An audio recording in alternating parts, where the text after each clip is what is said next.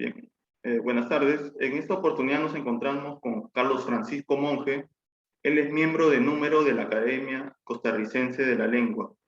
El tema de hoy es las repercusiones de la literatura española en Costa Rica. Carlos Francisco Monge es miembro de número de la Academia Costarricense de la Lengua. Es doctor en Filología Española por la Universidad de Madrid. Es poeta y ensayista. Dentro de su producción artística se encuentran algunos textos que han sido traducidos a varios idiomas. Mucha de su producción literaria está orientada, en este caso, a la filología hispánica y costarricense. Tiene experiencia, ¿no?, en el dictado de los cursos de lenguaje y literatura en la Universidad Nacional de Costa Rica. Ha obtenido el Premio Nacional Aquileo Echeverría. Ha participado en congresos, encuentros y simposios sobre la misma temática. Y bueno, entre sus publicaciones se encuentran las siguientes. Solamente mencionaré algunas de ellas. Población del Asombro, año 1975. Reino del Latido, 1978. Los Fértiles Horarios, 1983. La Imagen Separada, 1984. La Tinta Extinta, 1990. La Rama de Fresno, 1999. Enigmas de la Imperfección, año 2002. El Vanguardismo Literario en Costa Rica, 2005. Fábula Umbría, 2009. Territorios y Figuraciones, 2009.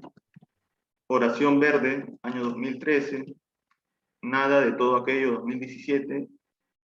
Y Cuadernos a la Intemperie, año 2018. Muy bien, en esta oportunidad el doctor Carlos Francisco Monge nos ha concedido una entrevista y le voy a plantear las siguientes preguntas. Usted realizó distintas investigaciones de filología española. Frente a ello, ¿por qué considera que sea importante estudiarla? Bueno, buenas tardes, Jesús Miguel. Es un honor tu invitación. Y efectivamente, tu interrogante pues plantea muchas otras. Evidentemente, la filología hasta hace muy poco tiempo había caído, si se quiere, en una especie de desprestigio en el campo académico. Se creía que la filología era un asunto nada más de pureza en el lenguaje, de hablar bien, de escribir muy bien y de tener algunos conocimientos básicos para poder ejercer la docencia. En el caso de mi país, pues la docencia en letra, la docencia en castellano y literatura en general.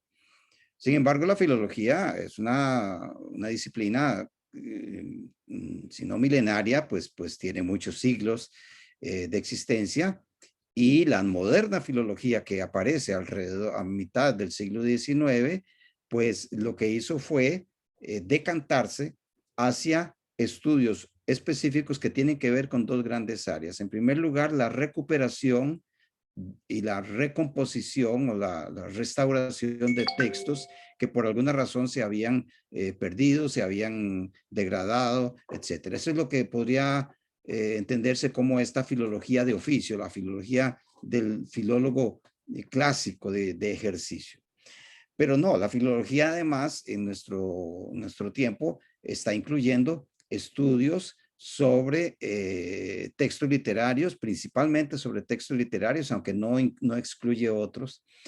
Y como la filología española ha sido un punto de referencia clave para la formación y en los estudios de literaturas, especialmente las literaturas hispánicas, naturalmente que esa es una disciplina procedente de España que a los hispanoamericanos nos ha venido muy bien y hemos venido haciendo hasta donde se ha podido filología a nuestro modo, pensando en dos aspectos. Uno de ellos en cómo ver las relaciones entre la literatura peninsular y las letras hispanoamericanas.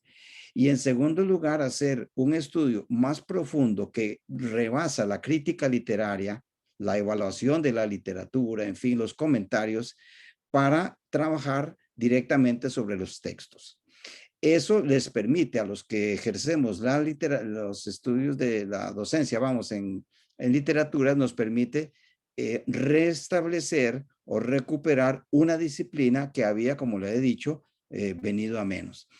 En el caso nuestro y en el caso particular, como usted mismo amablemente lo ha comentado, pues yo tengo formación en filología española, en el sentido de la disciplina que se gestó y se desarrolló en España a propósito de los textos españoles, pero que nosotros, los que nos hemos formado en esto, hemos procurado, por decirlo de alguna manera, aplicarla a el patrimonio literario y cultural de nuestros países, en el caso particular, desde luego, de mi país y de la región centroamericana.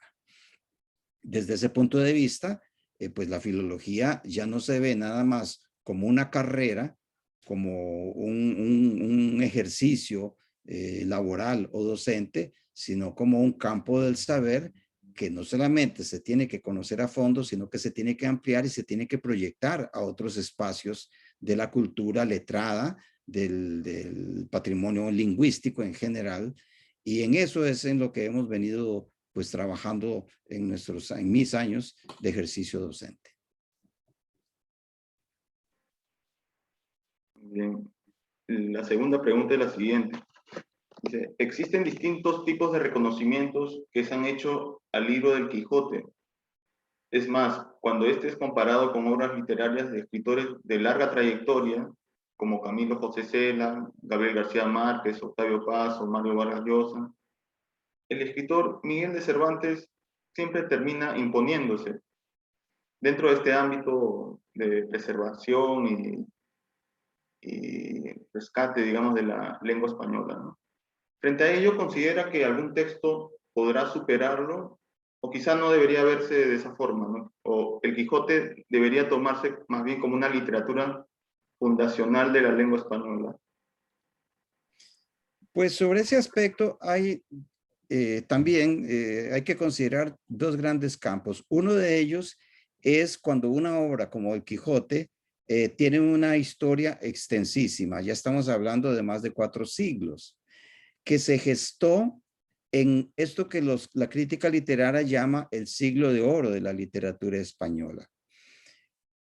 Ese es un aspecto. Entonces, hay un gran peso cultural, digamos, unos antecedentes tan fuertes que es muy difícil desprenderse de un título o de una obra como esta. Eso por una parte. Por otra parte, lo que hay que analizar o tener muy en mente es si esa obra literaria corresponde o es análoga a otras obras literarias que hayan aparecido antes o que aparecieron después. Eso nos lleva entonces a pensar en la pregunta que me has formulado. Es decir, nosotros comenzamos a pensar en si se pueden comparar obras, ¿verdad? Si ha habido obras mejores o parecidas o equivalentes al Quijote. Eso es más difícil porque para eso se necesita una trayectoria, digamos, una distancia histórica. Es muy difícil saber si una obra que se publicó ayer o hace un año va a ser tan importante, tan grande, tan fundamental, como tú has dicho, tan fundacional como el Quijote. Dicho esto, pues sí, cuando nosotros pensamos en el Quijote, hay que tener en mente que por las condiciones de la época, por la situación histórica, cultural y política que vivía el Reino de España, porque eso era, y creo que sigue siéndolo, ¿no? El Reino de España, España era un imperio, ¿no? En el siglo XVII, España estaba en la cumbre de su desarrollo cultural, político y hasta geoeconómico. Y entonces, eso permite pensar en que su propia literatura también alcanzó cotas muy, muy altas. Cuando se habla de Don Quijote de la Mancha, se dice que no solamente es una novela importante, grande, entretenida, valiosa, o lo que tú quieras pensar, sino también que es una novela que se ha reputado como la primera novela moderna en el desarrollo de la literatura occidental. la primera novela moderna, la primera obra que marca los hitos, digamos, las características más importantes de lo que vendría después. Lo que pasa es que Don Quijote de la Mancha como novela, efectivamente, ya tenemos que acudir a valoraciones, pero que no creas tú que son valoraciones como sacadas de la manga, son valoraciones ya establecidas por la crítica. Y es que la novela de Cervantes logró conjuntar, a lo mejor sin que él mismo se percatara, logró conjuntar una serie de condiciones que la cultura le dio para convertirla en un gran símbolo, en una gran alegoría de la cultura de la época. Entonces, en esta novela, pues hay 1001 aspectos que mencionar. Yo a mis estudiantes de la universidad, de los primeros años de sus estudios, les he hecho hincapié en que no piensen que Don Quijote de la Mancha es nada más la historia de un hombre que estaba medio loco, que hacía una serie tomaba una serie de decisiones, que tenía un ayudante, Sancho, que este Sancho era como tontilla, como limitado, etcétera. No, va muchísimo más allá de eso. No es un asunto de la locura de un individuo y de la desfachatez del otro que solo pensaba en comer, etcétera. ¿No? Eso es muy básico, muy elemental, que sirve nada más como para entretener a los primeros lectores que no saben de esto. Porque en el Quijote lo que hay es una gran metáfora de la cultura, del desarrollo, digamos, de la percepción que se tenía del ser humano occidental, y si tú quieres verlo, del ser humano europeo o del ser humano español de la época, y entonces ahí se despliegan centenares de temas. Por supuesto, no es el momento de dar una clase sobre esto. A lo que quiero llegar es a lo que tú me has dicho. Hay novelas posteriores a Don Quijote de la Mancha en la literatura española. Pues yo diría que no, que la historia no ha demostrado que haya obras que hayan captado de la manera como lo hizo Cervantes con el Quijote, esa visión global, entera, integral del ser humano en su historia, en su cultura, en sus expectativas.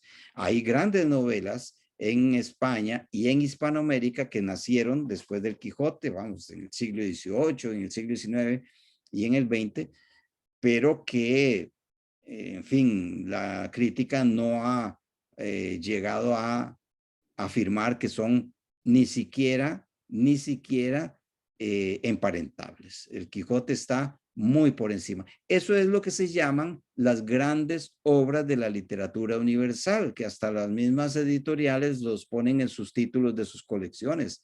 Es que las grandes obras de la literatura universal, ¿qué te digo? En fin, estamos hablando de la poesía de Francesco Petrarca, estamos hablando de Dante, estamos hablando de la Divina Comedia, ¿no? Estamos hablando del teatro de Shakespeare, estamos hablando de Dostoyevsky, estamos hablando de Tolstoy y por supuesto estamos hablando de Cervantes, que son unas grandes obras que se dan en pocos momentos de sendas culturas en las que se originaron. De allí para adelante, pues claro, hay grandes obras, grandes novelas, incluidas las hispanoamericanas, pero que no son parangonables, ¿verdad?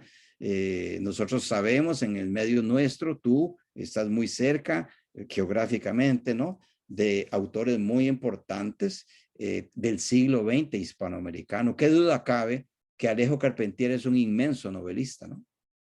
Que Ernesto Sábato, en fin, bueno, siempre se habla, por supuesto, de las voces más notables y más publicitadas, más recientes, como García Márquez, ¿no?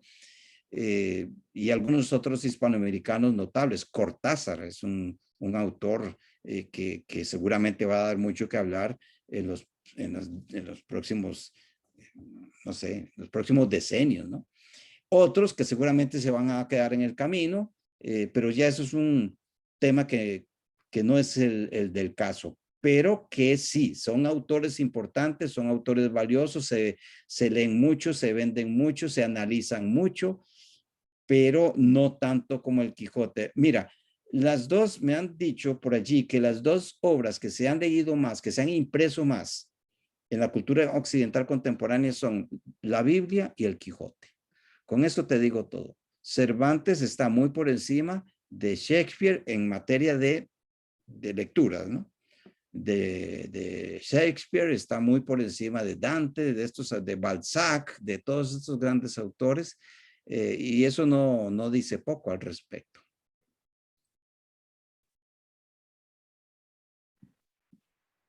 Muy bien, muy interesante su respuesta, ¿no? Ya que me permite ver también un poco más allá de la realidad de la literatura, ¿no? Y lo insuperable que ha sido hasta el momento el Quijote, ¿no? Ya han pasado, como usted dijo, ya han pasado 4 siglos y su producción literaria se sigue imponiendo con respecto a la producción de otros escritores y como ya lo mencionó también influye bastante el contexto literario en el que se desarrolló, ¿no?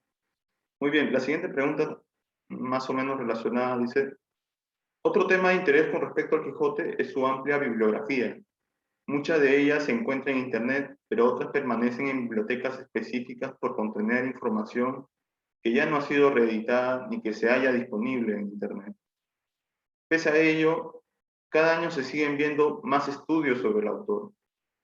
Frente a esa realidad, ¿usted considera que es necesario hacer una investigación exhaustiva para recién poder hacer una crítica literaria sobre esta novela? Sobre una obra literaria nunca hay una última palabra. Eso está claro, ¿verdad? Eh, Uno de los aspectos que uno tiene que tener en mente es que las obras nunca son eternas, ¿verdad? Esto es un mito que, por supuesto, hay que eliminar del todo, sobre todo cuando uno está haciendo estudios de literatura en el espacio académico, en el espacio universitario. No hay obras eternas, eso no es así. O sea que las obras se leen distinto. Mira, el Quijote se leyó de una manera en el siglo XVII, se leyó de otra manera en el XVIII, en el XIX y en el XX. Es porque lo que va evolucionando es la percepción que se tiene tanto de la época como de la historia de la obra como de la propia época nuestra.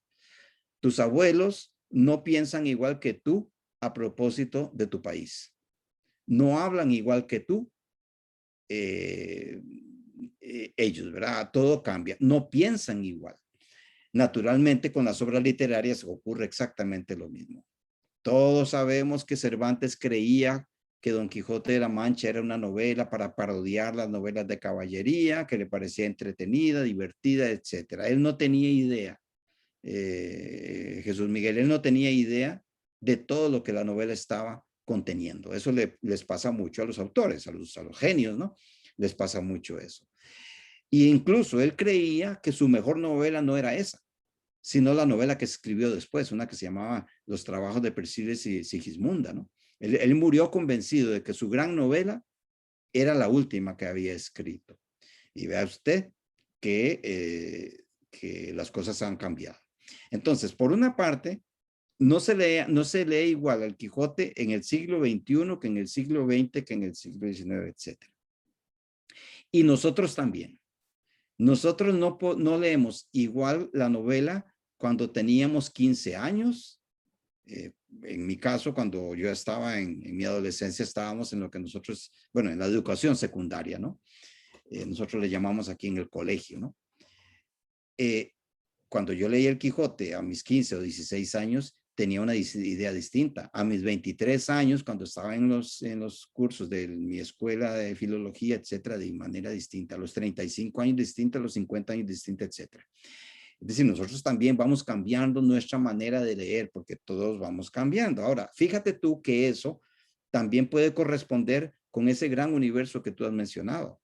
¿Qué pasa con la crítica literaria? Efectivamente, es que son literalmente toneladas de materia, de crítica literaria que han aparecido a propósito del Quijote casi que desde al día siguiente que se imprimió. Y esa bibliografía ha crecido exponencialmente. ¿Por qué razón? En parte, me parece a mí que tiene que ver con lo que decíamos al principio, porque son obras que efectivamente son obras cimeras, son obras cumbre, son obras que lograron capturar aspectos fundamentales de la cultura en el momento en que se estaban escribiendo. Es lo que pasa, por ejemplo, con Dante. La Divina Comedia no es un asunto nada más del infierno y el purgatorio y Dante paseándose por el infierno y todo aquello. No, no, eso es un asunto como, si se quiere, como superficial. Hay asuntos de fondo, de trasfondo que el buen lector tiene que tratar de entresacar. Ahí es donde está el papel del filólogo, ¿no? Y en el caso de Don Quijote, por supuesto, cada vez que se lee el Quijote, los buenos lectores, los lectores expertos, siempre van a encontrar algo. Por tanto, es una obra cuyo significado es inagotable, como toda obra literaria. Quiero decir, como toda obra literaria de valor, nunca hay una lectura definitiva. Eso ha provocado entonces que se siga produciendo más conocimiento a propósito de la novela moderna, a propósito de la novela española, a propósito de la novela española del siglo XVII, etcétera. Otra cosa es cuánto se puede localizar en los medios electrónicos contemporáneos. Efectivamente, ya es más difícil que en la red esté documentada toda la bibliografía. Todavía los medios contemporáneos no están en capacidad técnica para reunir todo esto. Probablemente llegará el momento en que toda la biblioteca del Congreso de los Estados Unidos se pueda leer, se pueda tener acceso a ella, se pueda digitalizar, pero es un trabajo que va a llevar muchísimo. Pero claro, mientras están los ingenieros de sistemas, los informáticos, digitalizando todas estas obras, al mismo tiempo los profesores, los expertos siguen escribiendo. Entonces, eso sí va a ser muy difícil, excepto para aquellas personas que consideran ese trabajo o esa área como su especialidad. Efectivamente, los estudios sobre el Quijote, insisto, como los estudios sobre Petrarca, sobre Homero, sobre Balzac, sobre Virgilio, sobre los grandes clásicos, van a seguir produciéndose porque se consideran grandes espacios del saber.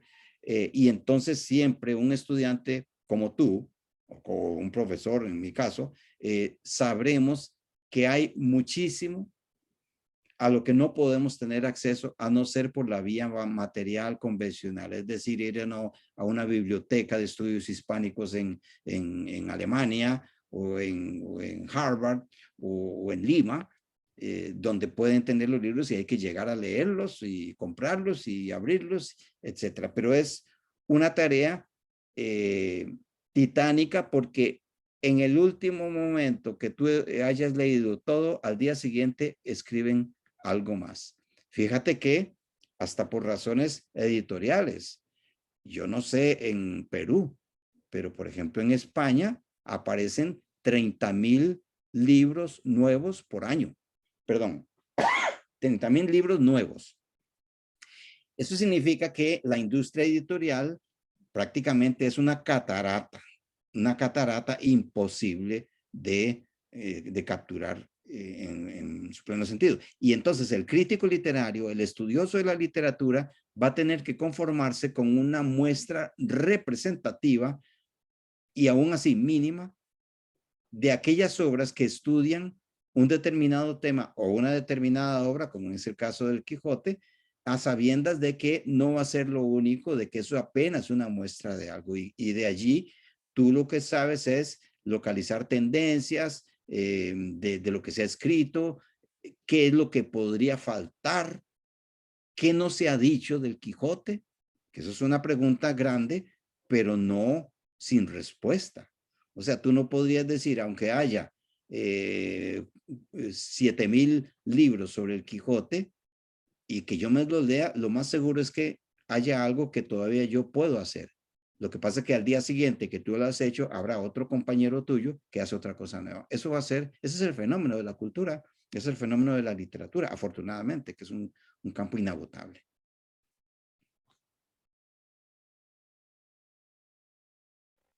Muy bien, mientras usted me brindaba sus respuestas, se me ocurrió también una pregunta adicional que no la había mencionado, que era con respecto a las premiaciones. Es la siguiente: a lo largo de la historia se ha visto que las entidades que otorgan premios literarios, como cuando se entrega el premio Nobel o el premio Príncipe de Asturias, estas entidades han condecorado personalidades que no necesariamente se relacionan con la literatura. Por ejemplo, se le ha brindado el premio a un cantante, a un filósofo, incluso a un creador de videojuegos. En ese sentido, ¿cuál cree que es el propósito de estas entidades que otorgan premios literarios a otras disciplinas? Ya. Bueno,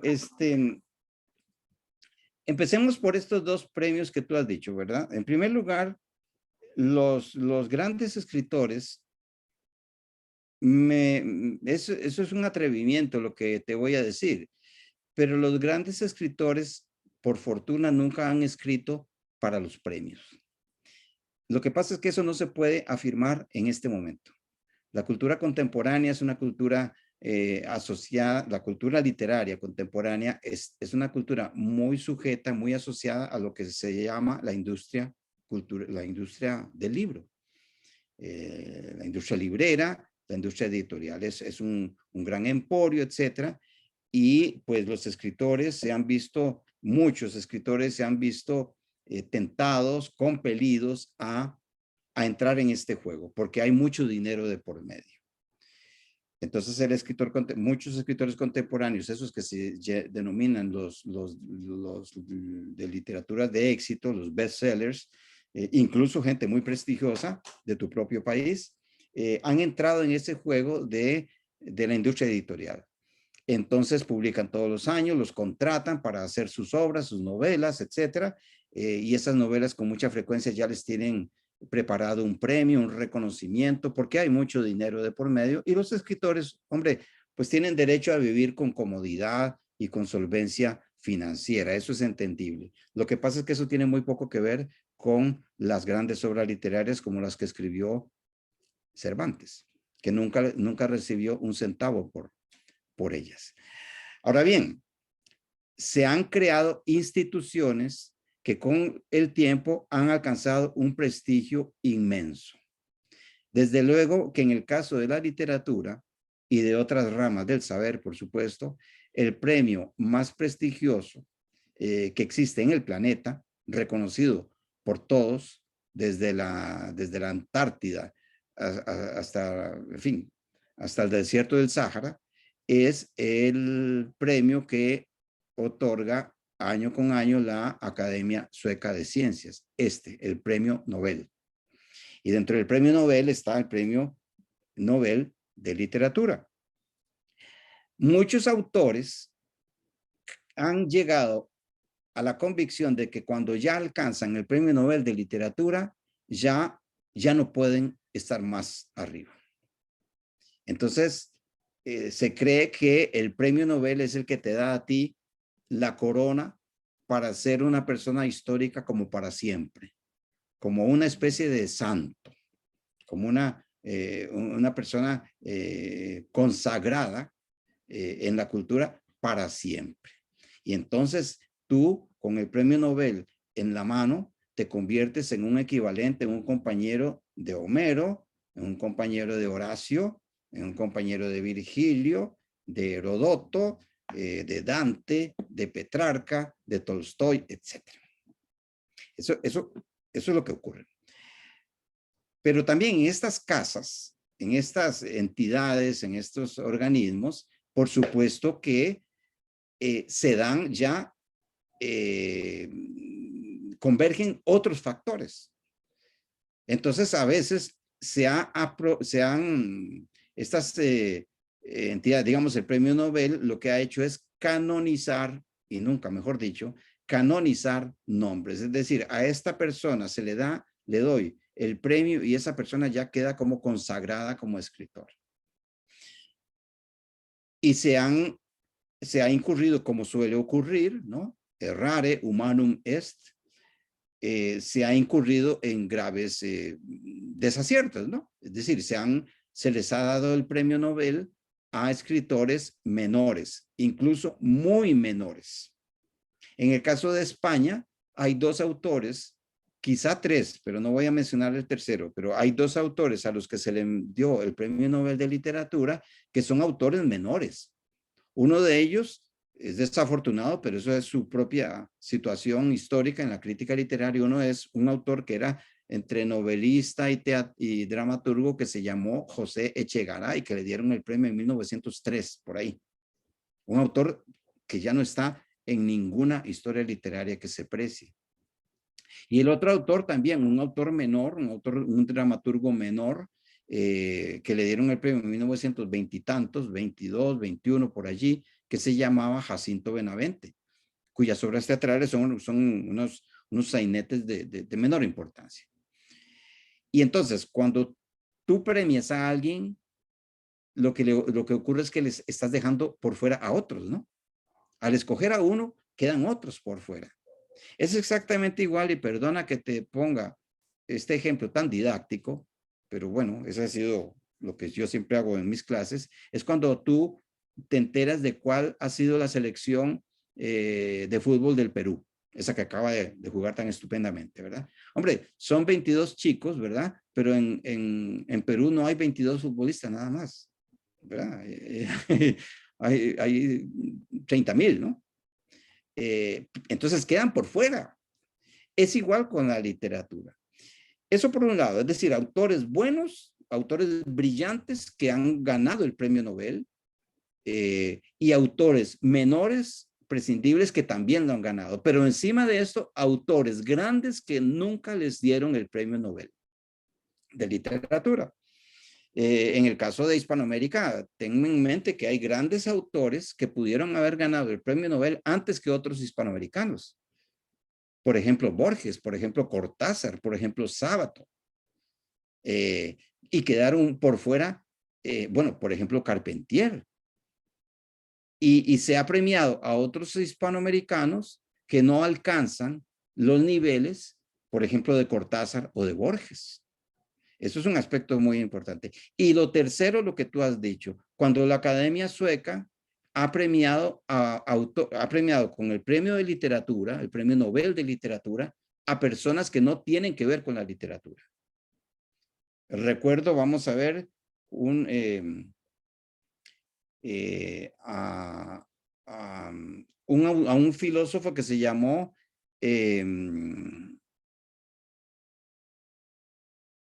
Henri Bergson, un francés, Henri Bergson. Era filósofo, nada más. Nunca escribió literatura, escribió libros de filosofía, una filosofía idealista y tal. Este es un caso. El otro caso, que es el más clamoroso, el más escandaloso, fue el premio Nobel de literatura que le dieron a un político inglés en tiempos de la Segunda Guerra Mundial, al primer ministro de entonces, Winston Churchill. Le dieron el premio Nobel de literatura. ¿De dónde sacó los amigos de Suecia, de dónde sacaron esa ocurrencia de darle un premio a un político que lo que hacía era discursos? Nunca hizo literatura de creación en su vida. Y me parece que el otro autor, pero eso temo meter la pata, pero me parece que el otro autor al que le dieron un Nobel, que era filósofo, que era Bertrand Russell, un filósofo entre inglés y estadounidense, que le dieron el premio Nobel, que no son escritores. Entonces, eso es una muestra, Jesús Miguel, de que la institucionalidad académica a veces lo que hace es forzar las cosas y crear un canon. En el caso del Premio Príncipe de Asturias, pues no lo tengo muy claro, ¿verdad? Lo que pasa es que en el Premio Príncipe de Asturias tiene diferentes ramas, ¿no? Diferentes ramas, creo que en cultura, en arte, en historia, y en creación literaria, por supuesto. Entonces no estoy muy seguro de esto. Y lo otro, hay que decirlo también con todas las letras, es que muchas veces los premios ya están, decimos aquí en Costa Rica, están como amarrados, ¿no? Es decir, ya se sabe a quién se le va a dar. No es un asunto nada más de justicia, de convocar a 20 o 30 candidatos para decir quiénes son, sino que ya hay algunos que están señalados. Ya se les dice, algunos escritores saben, no, a mí no me lo dan este año, a mí me dijeron que por ahí dentro de 2 o 3 años lo pego. Y eso ha ocurrido. Eso ha ocurrido porque hay muchas movidas, etcétera. Y eso también, insisto, ha provocado que muchos grandes autores nunca hayan alcanzado ese premio. Pero te lo reitero lo que te dije al principio. Si un escritor comienza a escribir y está pensando desde ahora en el día en que le van a dar el premio Nobel de literatura, está perdido. Decimos aquí en Costa Rica, está frito. No hay nada que hacer, porque un escritor que se precie de tal, no puede estar pensando en cuántos galardones va a recibir, porque la literatura no es un asunto de pedigrí. La literatura es lo que seguramente pensaban esos grandes clásicos de los que hemos hablado. Cervantes no creía en ese pedigrí. Tal vez algunos autores de la época, coetáneos a Cervantes, sí pensaban un poco en eso, en lucirse como tales. Por ejemplo, Lope de Vega. Lope de Vega hubiera hecho un papel muy interesante en el siglo XX o en el siglo XXI a propósito de los premios, los reconocimientos, el glamour, los éxitos de ventas, las entrevistas, las conferencias, el exitismo en último término.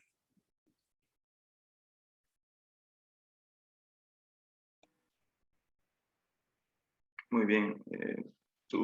Tu apreciación es importante porque, por ejemplo, cuando yo necesito revisar algo de literatura española, ¿no? Encuentro compendios, tomos, en la que están separados por temas, por movimientos, fenómenos, etcétera, ¿no?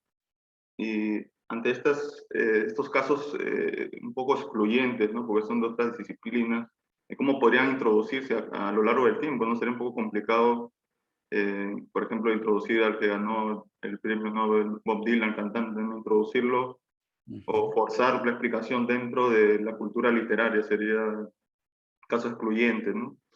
Bueno, esa es más que nada mi apreciación. Y bueno, la siguiente pregunta. Con respecto a la literatura de Costa Rica, ¿podría comentarnos sobre los últimos aportes que se están evidenciando en el país? Sí, empecemos por un asunto también que tiene que ver con el canon, eso que se llama el canon, ¿verdad? El reconocimiento de la literatura. Mira, en Hispanoamérica hay también grandes, ¿cómo te digo yo? Grandes núcleos culturales que han condicionado el reconocimiento de su literatura. Y aquí tengo que referirme con afecto y con respeto al caso de tu país, ¿no?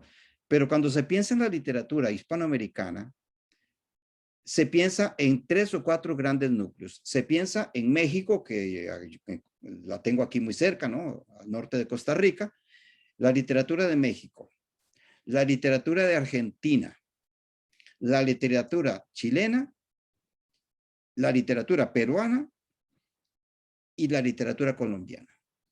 Estamos hablando de 5 o 6 grandes núcleos. Entonces, los escritores reconocidos, incluso premiados con ese premio, el premio Cervantes, ¿no? Siempre aparecen de estos países. Es decir, México, Perú, Colombia, Chile, Argentina. Tú no ves escritores reconocidos de Bolivia, de Ecuador, en fin, de Venezuela, de Puerto Rico, de Honduras o de Panamá.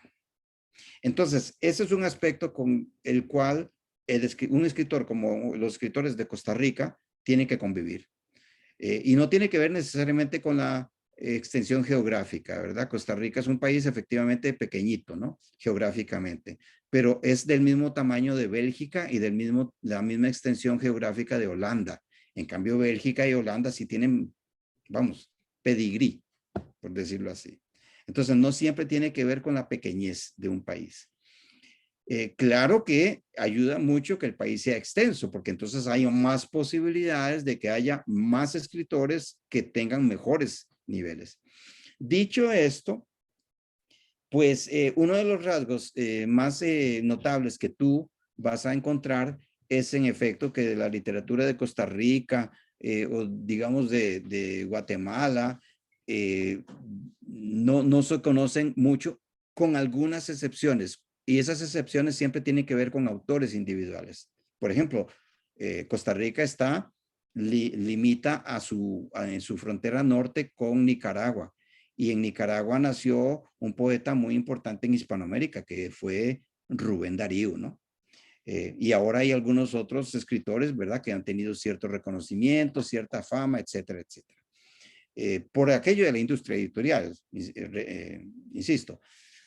Pero, y en Guatemala también, en Guatemala, el gran representante de la narrativa hispanoamericana de Guatemala, pues es Miguel Ángel Asturias, que es un autor que, hombre, que ya falleció hace 50, 60 años. Dicho esto, la literatura de Costa Rica tiene esa gran limitación, esa frontera, en el sentido de que la crítica literaria no le ha reconocido el valor a muchos de sus autores, que están perfectamente emparentables con grandes autores hispanoamericanos, pero que quedan, como tú lo has indicado también, que quedan como excluidos de la lotería, ¿no? Pero si tú comparas, por ejemplo, un gran novelista peruano, un gran novelista paraguayo o argentino, también en Costa Rica, como en Honduras o en El Salvador, también hay novelistas que pueden demostrar que su obra tiene tanta importancia, tanto valor, tanta calidad literaria como las otras. Pero es que hay que llamarse Borges, ¿no? Hay que llamarse Pablo Neruda, hay que llamarse Alfonso Reyes, Octavio Paz. Bueno, aunque sea uno de los autores inmensos nuestros, pero hay que llamarse César Vallejo. ¿Ves?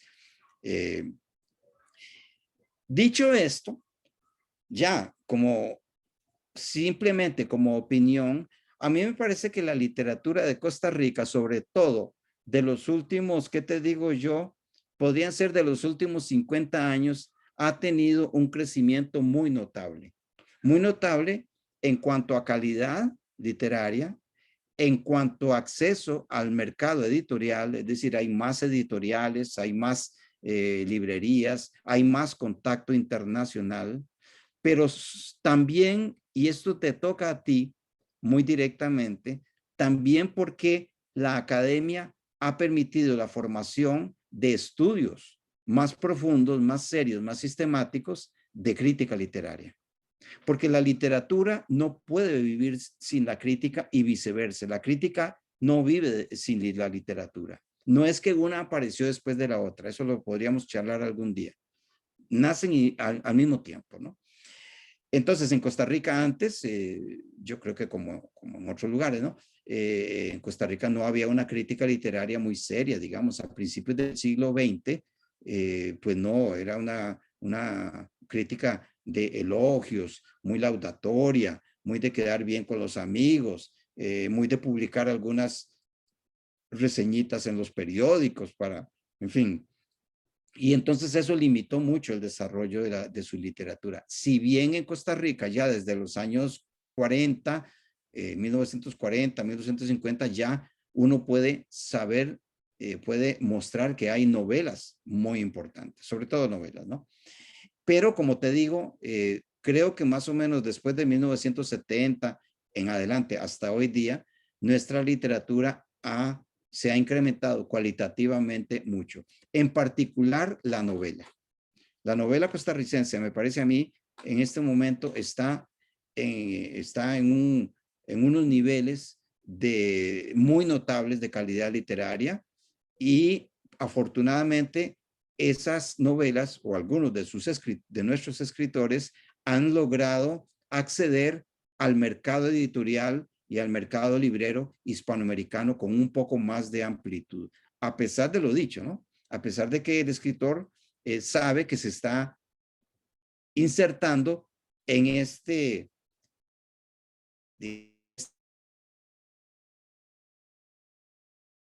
un escritor que no puede sino depender de los intereses, de las tendencias o incluso de las propuestas que los grandes sellos editoriales les dicen. Entonces, de pronto le dicen, oye, Jesús Miguel, mira que necesito que me hagas una novela sobre la pandemia en los barrios pobres de Lima. Porque eso yo creo que tú lo puedes hacer, etcétera, etcétera. Y además, para ellos saben que se va a vender, se va a consumir. Entonces, Eso lo hace la industria editorial en este momento. La industria editorial, no te creas que simplemente recibe libros. También hace propuestas, negocia con el autor. Claro, dentro de ciertos límites honorables, ¿no?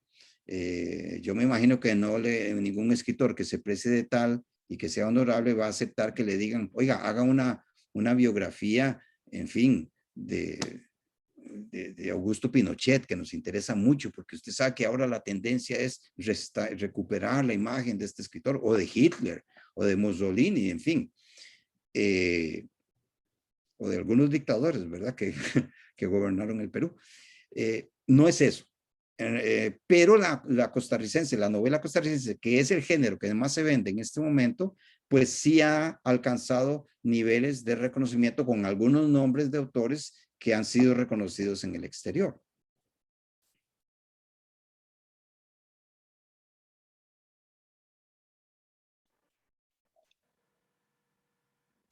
Muy bien, así como comentaba, ¿no?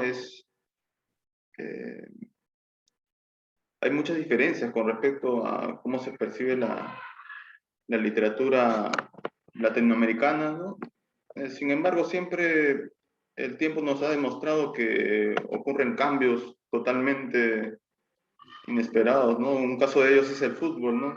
Brasil, que ha sido siempre campeón mundial y demás, en una oportunidad perdió 7-1, perdió contra Alemania, ¿no? Entonces, Es parecido. sí, Tiene razón, es sí, parecido. son movimientos a veces inexplicables.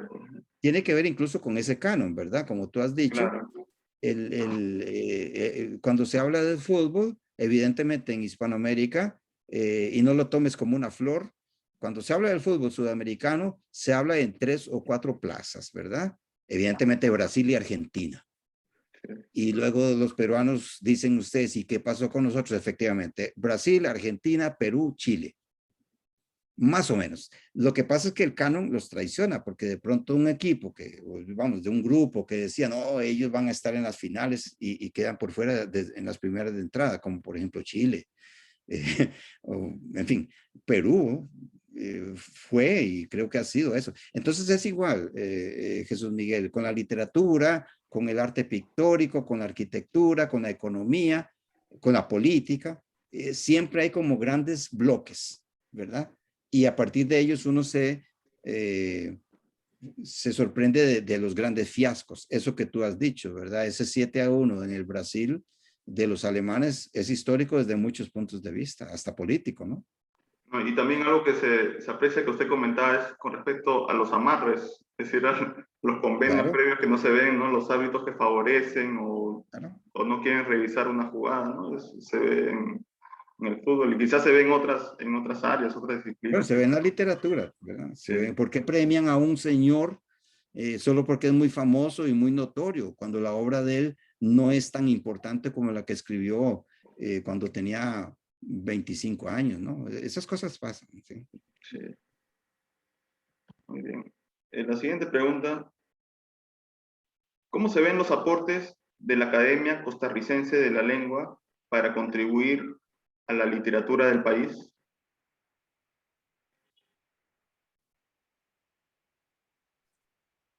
Jesús Miguel, desafortunadamente se interrumpió un poquitín cuando estaba leyendo la Ya, fórmula. ya dice, Trata de formulármela de nuevo, porque te quedaste, como decimos aquí, congelado. Adelante. dice, ¿cómo se ven los aportes de la Academia Costarricense de la Lengua para contribuir a la literatura y la lengua del país? Bueno, eso es muy, muy interesante porque todas las academias de la lengua, eh, por cierto, si tú tienes a tu alcance enviarle un abrazo y un saludo al presidente de la Academia Peruana, Marco Martos, ¿verdad? Pues hazlo, ¿no? Pero todas las academias de la lengua en Hispanoamérica y la española, pues se supone que tienen una misión principal que consiste en proteger y promover el patrimonio lingüístico y el literario de cada país. Esa es efectivamente la misión que la Academia Costarricense de la Lengua tiene.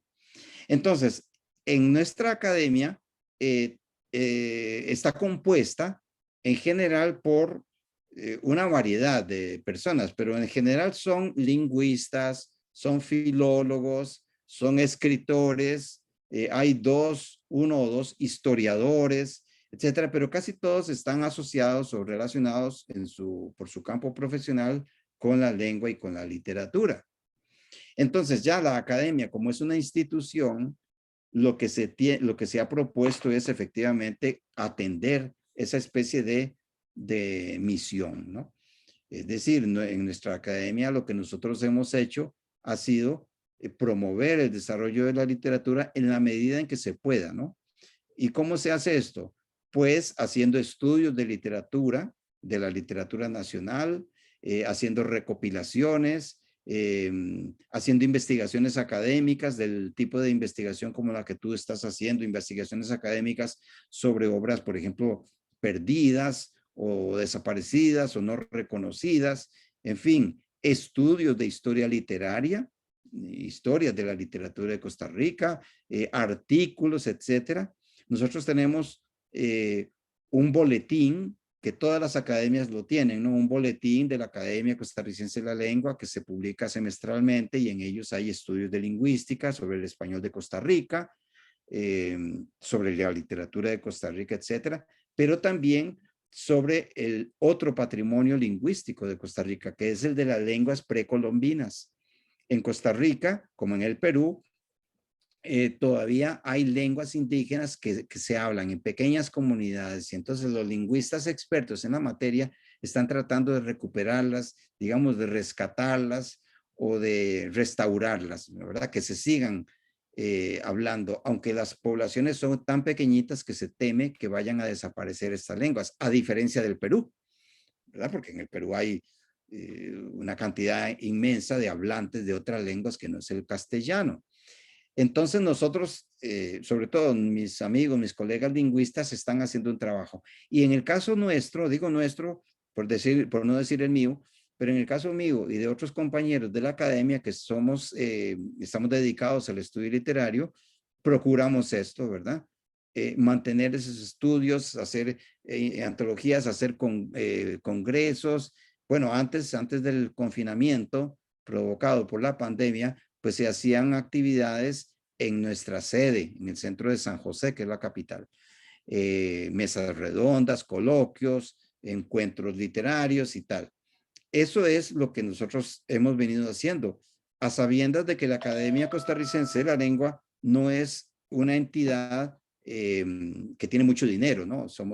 Todas las hispanoamericanas son entidades relativamente pequeñas, y asociadas, pero ve tú, asociadas nada más a la Real Academia Española. Es muy importante eso. Ya te lo dirá Marco Martos, ¿verdad? Pero las academias no dependen de lo que digan los españoles. Todas las academias son independientes, son autónomas y cada una tiene sus decisiones propias a propósito de qué hacer y qué plantearse a propósito de la lengua. Porque a nosotros con mucha frecuencia nos preguntan, bueno, y eso está bien dicho, y eso se escribe bien, y eso tal. Ya le preguntaron a la Real Academia. No, la Real Academia Española es una academia de España y ellos no nos dictan normas, no nos dictan criterios, ni directrices, ni políticas. Cada academia es independiente. Lo que pasa es que cada academia está muy interesada en estudiar, en este caso, el español de su propio país. Porque qué duda cabe, ¿no? Tú que estudias eso, sabes que hay un español de Chile, un español de Venezuela, un español de Costa Rica y un español de México. Se diferencian, hay muchísimas diferencias entonces los expertos estudian el español de su país. No, en la universidad, perdón, en la academia nuestra no estudiamos el español de Honduras, aunque bien podría ser, sino que procuramos hacerlo nuestro y que los amigos de Honduras hagan lo suyo y los amigos del Perú igual. Entonces, en eso consiste. Yo creo que sí, que la Academia Costarricense, aunque no mucho, ha influido un poquitito en el desarrollo, en el estímulo, en la presencia y bueno, como lo decíamos hace un rato, en el reconocimiento de la literatura de Costa Rica, ojalá que en el exterior.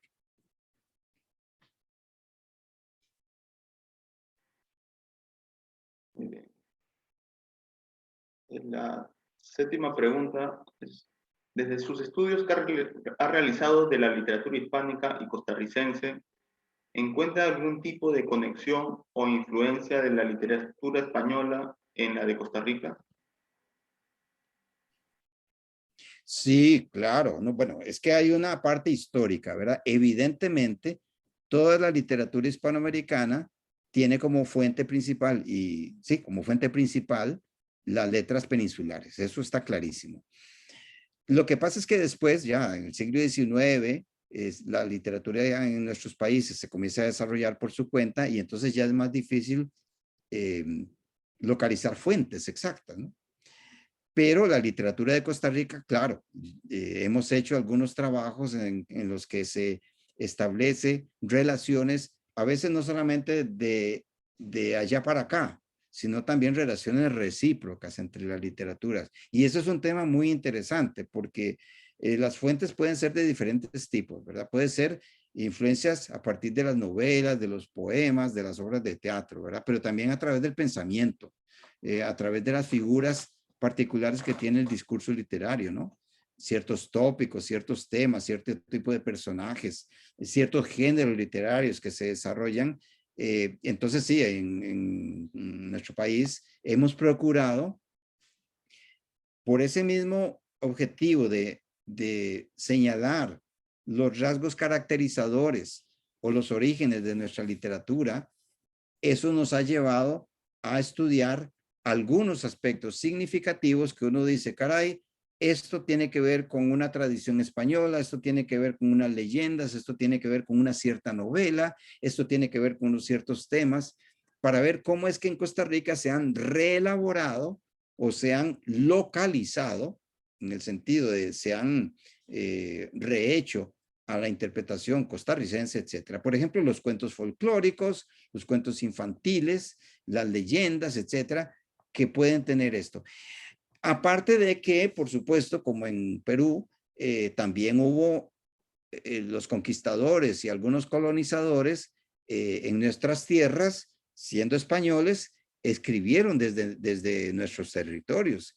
Y esas obras también pueden ser consideradas literatura costarricense o peruana o chilena, según el caso, y eso tiene mucho valor. Pero hay poca información, perdón, pocos estudios al respecto.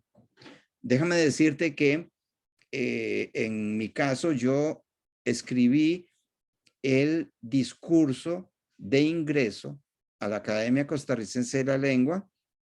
Tú sabes que eso es una condición, ¿no? Cuando a ti te nombran como académico de la lengua, para que te acepten como tal, tienes que presentar un discurso. Es lo que se llama un discurso de ingreso. Y entonces ese discurso de ingreso te lo responde alguien, como una especie de pequeño debate, ¿no? Y si tú apruebas el discurso, pues nada, te nombran como miembro numerario, ¿no? Bueno, pues el discurso mío, ya hace bastante tiempo, hace 15 años, trataba ese asunto que tú has mencionado, se llama Andanzas Españolas de la Poesía Costarricense. Y lo que hice fue hacer una especie de recuento, una crónica de qué relaciones se establecieron entre los poetas costarricenses con España, los poetas que estuvieron en España, que la conocieron, que vivieron allá, que regresaron, o viceversa, ¿verdad? La crítica literaria costarricense en España, lo que los críticos literarios españoles han dicho de la literatura de Costa Rica, los libros publicados en Madrid o en Barcelona, las visitas, todo esto. Y eso fue una investigación muy esclarecedora para mí, porque sí, hay relaciones muy evidentes, no de dependencia, pero sí de relación entre unas y otras. Por ejemplo, ¿qué han leído los poetas costarricenses de la poesía española? No solamente de la poesía hispanoamericana. ¿Qué han leído? Tanto los antiguos como los contemporáneos. A ver, ¿qué has leído tú de poetas españoles de hoy? Una pregunta. Algunos dicen, yo no he leído nada, no me interesa, yo solo leo la poesía clásica española, o sí, yo me leo muchísimos autores. Igual que cuando se les pregunta qué han leído de poesía hispanoamericana. Si tú le preguntas a un poeta costarricense, a ver, ¿cuánto has leído? ¿O qué has leído de poetas peruanos del siglo XX y habría que ver cuántos poetas ha leído, ¿no? Si ha leído a uno, que es el clásico, o si ha leído a 20. Porque a ti te preguntan, perdón, a ti, tú les preguntas a alguien qué ha leído de poesía peruana y obviamente te hablan de Vallejo. Y entonces tú, con toda tu dignidad, dirías, pero ¿tú crees que la literatura, la poesía peruana es César Vallejo? Pues no. La poesía peruana son 50 o 60 poetas más que ese conocido. Entonces, eso es uno de los temas que también yo estudié en ese discurso.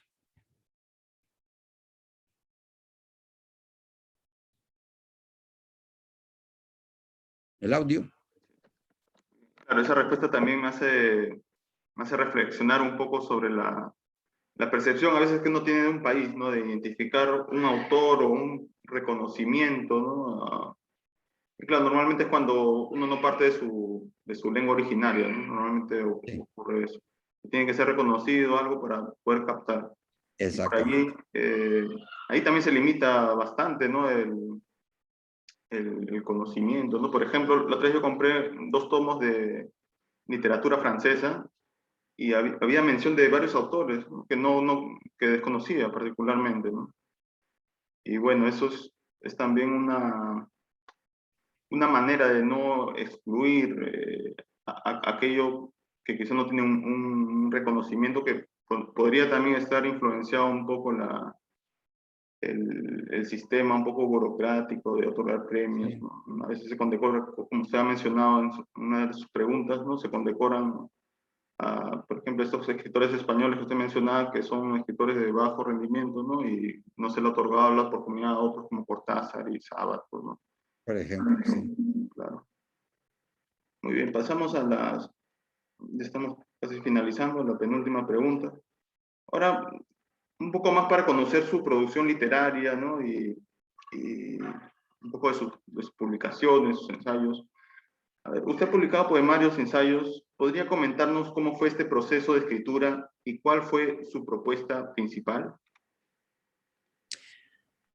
Bueno, siempre uno tiene que acudir a, digamos, al espacio privado, vamos a decirlo así, obviamente, como las centenares de personas a las que les preguntaría, te van a decir, bueno, yo estaba aficionado, me gustaba la literatura, leía esto y lo otro en mi infancia, en mi adolescencia y luego y tal.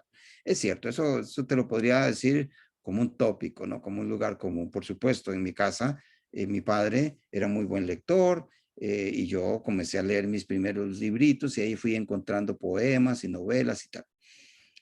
Pero la manera como uno dice ya, eh, cómo empezar esto. Por supuesto que fue en la educación secundaria. Afortunadamente, yo tuve 2 profesores de castellano, así se llamaba la materia, que además de que eran estupendos pedagogos, estupendos profesores de la materia, eran poetas, ¿no? Entonces, claro, eso uno va creándose una cierta imagen, ¿verdad? Hombre, yo quiero ser como mi maestro y tal. Y ellos pues me prestaban libros, incluso me regalaban, iba a mi biblioteca y tal. Eso es digamos, mi etapa proto literaria, la adolescencia, ¿no? Es después, con la vida universitaria, cuando ya se toma una decisión. Ya estudié letras, vamos, estudié filología española, así se llamaba el departamento de mi universidad. Y ahí empezó todo mi contacto con la literatura, la grande, ¿no? La literatura clásica, literaturas españolas, francesas, hispanoamericanas, etcétera. Ya ahí, cuando tú tienes 21 años, 22 años, ya dirás, bueno, a mí me gusta, etcétera. Ese fue, digamos, el arranque. Mi formación en el Departamento de Filología y Lingüística fue para mí fundamental como joven estudiante universitario, así como tú estás. Y allí es donde uno se junta con grupos, con amigos, con compañeros, hay peñas literarias, hay lo que llamamos aquí talleres o cafés literarios, se hacen grupos, ya comienzan a publicarse poemitas en revistas, ya empiezan los primeros libritos que uno escribe muy pronto y que con los años uno dice yo nunca debía haber publicado ese libro, pero en fin, el entusiasmo de los 20 años es muy fuerte. Y después, ya con mi desarrollo como profesional, es decir, cuando yo ya me recibí como filólogo en la Universidad de Costa Rica, ya ingresé a trabajo, ¿no? A estudiar, perdón, a trabajar, a laborar en una de las universidades, la que tú has mencionado. Aquí en Costa Rica hay 4 universidades públicas, 3 de ellas, digamos, de enseñanza general y una más técnica, ¿verdad? Entonces, hay una primera universidad que es más o menos el equivalente a la Universidad de San Marcos, ¿no? Que es como la mayor, la más tradicional, etcétera, y luego otras universidades, ¿no? Entonces, la Universidad de Costa Rica es esa universidad mayor donde yo estudié, pero cuando terminé yo de estudiar, se fundó otra universidad estatal, que es esta que tú mencionaste en el currículum, que se llama Universidad Nacional de Costa Rica. Y allí yo empecé a ejercer mi profesión y ahí empecé a publicar libros ya en el campo de la crítica literaria. Entonces, esos son los 2 espacios. Desde mis 22, 23 años comencé a escribir, a publicar libros de poesía, de los que tú has visto ahí por las fechas, y después, hacia mis 32, 35 años, comencé a publicar libros de ensayo. Esas son, digamos, las dos principales áreas de mi quehacer. ¿Qué más te puedo decir? Obviamente, los primeros libros míos son libros inmaduros, son libros un poco torpes, muy movidos por el entusiasmo de publicar, y poco a poco ya la experiencia, los años, los consejos, etcétera, pues a uno lo van haciendo más cuidadoso, más exigente en lo que uno pueda hacer, ¿no? También más exigente, más cuidadoso en qué publica ya como libro. Y en cuanto a los ensayos, sí, esa también ha sido una de mis áreas. A mí me gusta mucho el ensayo literario, me gusta ejercerlo, vamos, leerlo, por supuesto, pero también ejercerlo. El escritor que piensa, sobre todo el poeta que piensa que solo escribe poesía, que la poesía es lo único, porque es lo intuitivo, lo mágico y una serie de lindezas que se dicen mucho en todo lado. Eso es una tontera, ¿no? El escritor no escribe el poeta no escribe con el corazón, el poeta escribe con la inteligencia, porque si no comienza a hacer mucha tontera, ¿no? Y mucha barrabasada, ¿no? Ese tópico de que a mí no me tocan el alma porque es que eso, y también el otro tópico que es muy de mi país, de creer que la academia perjudica la inspiración y que los académicos son unos señores muy pedantes y que dicen cosas muy raras que nadie entiende, etcétera. Eso es una falacia del tamaño ¿verdad? Del chimborazo, ¿no? Entonces, eso es, bueno, pues esa ha sido, digamos, mi carrera, escribir poesía, escribir ensayos. Casi siempre los ensayos tienen que ver con literatura hispanoamericana, literatura de Costa Rica, fenómenos de cultura, temas que tienen que ver con relación entre sociedad y cultura, etcétera. Y esos son mis artículos, la mesa redonda, los congresos en los que he estado y desde luego los libros. En este momento, porque vengo de allí, me tiene muy motivado que van a publicar un libro que me pidieron sobre una evaluación general, digamos, un comentario general sobre la literatura de Costa Rica, porque se da el caso, Jesús Miguel, de que este año en Costa Rica se conmemora el bicentenario de la independencia. Yo no recuerdo cuál es en qué año se independizó Perú, pero Centroamérica, toda Centroamérica, que era un solo país, se independizó de España en 1821. Entonces, en estos días, en nuestra región centroamericana, se están haciendo actividades de conmemoración de este bicentenario. Y entonces me pidieron un libro también referido a la trayectoria de las letras de Costa Rica. Es lo que tengo más reciente como ensayo, pero a mí siempre, por supuesto, me he sentido muy cómodo en escribir ensayos. Y aparte de la poesía, ¿verdad? Que es la que tú has enumerado.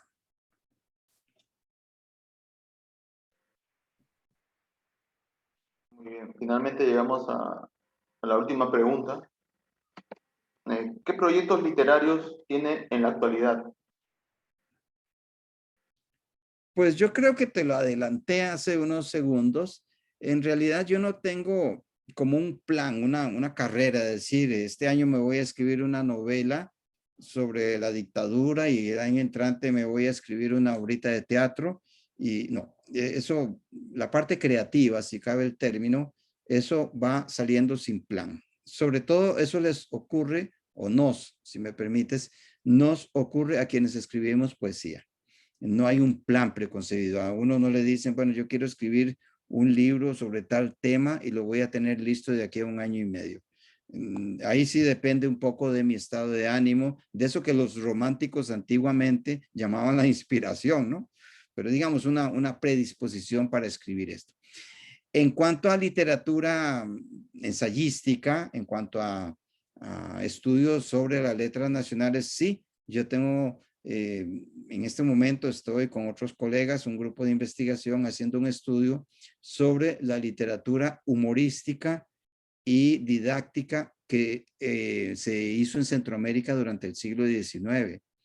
Déjame decirte que sobre las letras del siglo XIX en Hispanoamérica hay muy pocos estudios. Y entonces en mi universidad tenemos un equipo de investigación que queremos hacer trabajos sobre ese tema.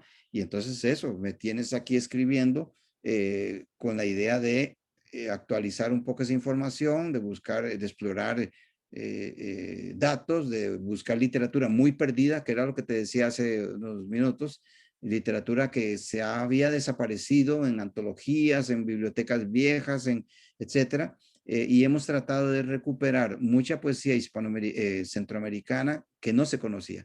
Vamos a ver si nos viene bien eso, ¿verdad? De hacer una antología de poesía centroamericana del siglo XIX, hacer un estudio, en fin.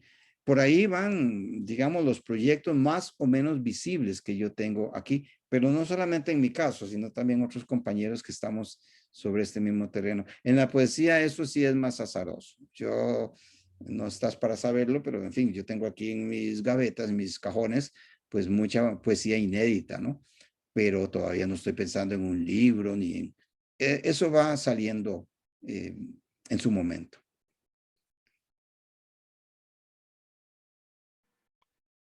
Listo. Claro, esa idea de no tener algo fijo es lo que también nos suele ocurrir nosotros que investigamos, ¿no? A veces nos ocurre una idea o escuchamos algún curso, algún taller, algún video y vamos simplemente apuntando y de acuerdo con nuestras propias exigencias, ¿no? O prioridades tratamos de orientarnos Eso es, hacia claro, concretar un texto en específico, ¿no? claro, claro, exactamente, sí. Eso es, sí. Muy bien, entonces con estas, ¿no? Han sido 9 preguntas que le he realizado, ¿no? Reitero mis agradecimientos, ¿no? Por su tiempo, por su colaboración y como le había comentado, la intención de este video es que se concrete en una publicación en revista científica, ¿no? Eh, Claro. ya No, muy aquí bien. A mí me parece estupendo.